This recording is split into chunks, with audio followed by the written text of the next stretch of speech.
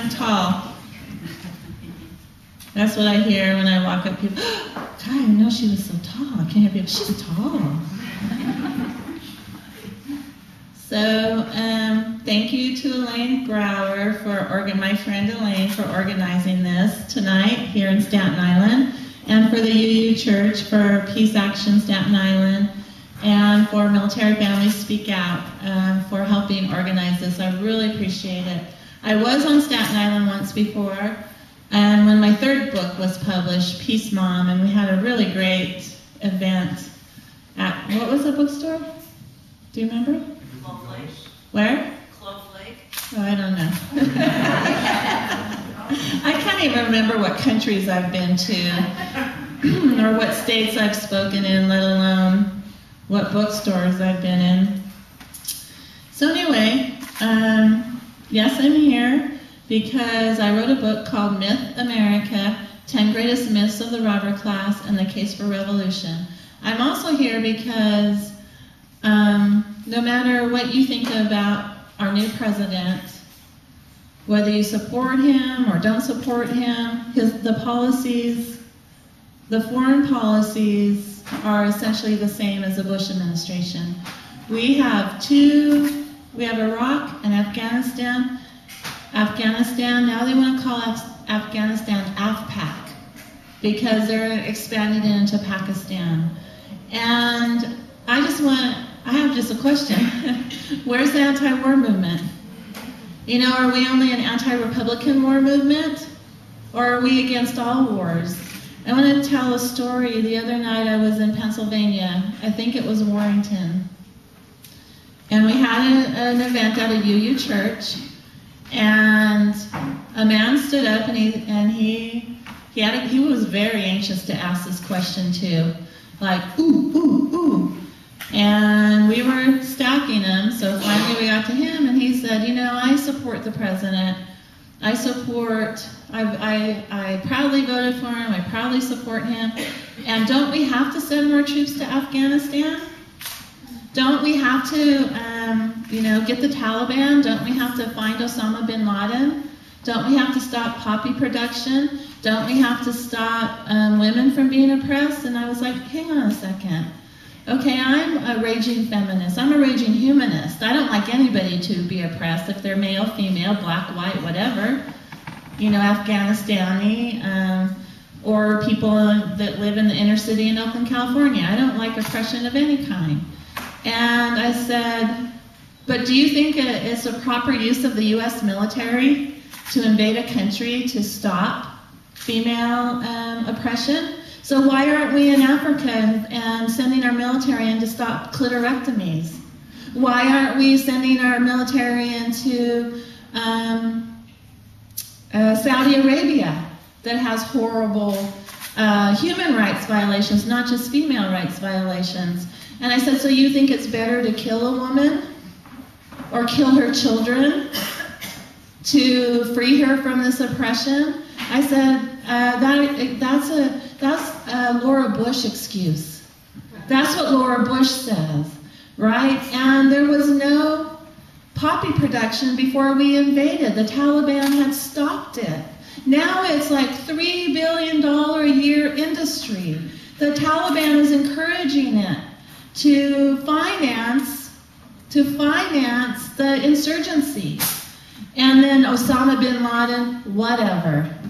You know, wherever, now we're being told he's in Pakistan. Pretty soon we're going to hear he's hiding in North Korea, because we would really love an invasion of North Korea. And I said, if you believe that Afghanistan is righteous under Bush, then you must believe it was righteous, under Obama, you must believe it was righteous under Bush. I said, did you agree with it under Bush? He goes, just like that. I said, I rest my case. Next question. So maybe, just maybe, it's not the person. Maybe, just maybe, it's not the political party. Maybe, just maybe, it's the system. Maybe it's the system that resists change. And maybe it's been that way for decades. I know for a fact that George Bush and Dick Cheney did not invent this stuff.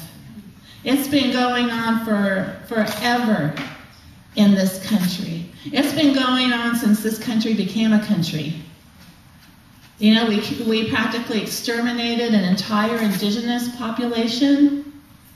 This country was built off the backs of black slavery. Women were not included for a long, long time in anything in this country except as property. And so it's a system that resists change. It's not a Democrat, it's not a Republican, it's not Obama, it's not a Bush. It's a system. And until we recognize that and have the integrity of our vision, have the integrity to say that all wars are dumb, all wars are wrong, whether they are being perpetrated by a Democrat or Republican, then nothing is going to change in this country. You know, there should be hundreds of thousands of people still out in the streets protesting the wars.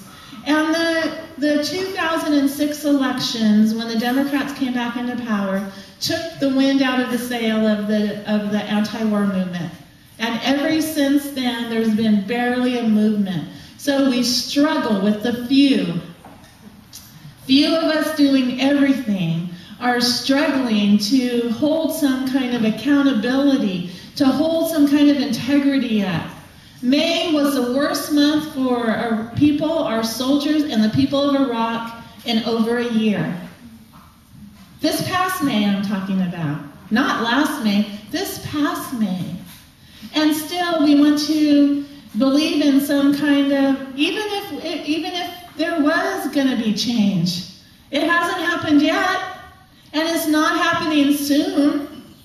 So we're just comfortable with people dying. We're comfortable with people being tortured. We're comfortable with environmental degradation and economic degradation. We can't be comfortable with that. So this is why I'm coming out on this tour. This is why I wrote the book. Because I ran for Congress, like Elaine said, against Nancy Pelosi in San Francisco. I saw with my own eyes the barriers they put up to people like us being in Congress. What people like us, regular people, people who don't come from the robber class, people who don't have a trust fund, people who don't have millions of dollars to run for office. Independent people, people who aren't Republican or Democrat, people who don't want to be tied down to any party ideology. Barrier after barrier after barrier they put up to us to have any kind of involvement. Now the House is supposed to be the people's house. The House of Representatives is supposed to be the people's house.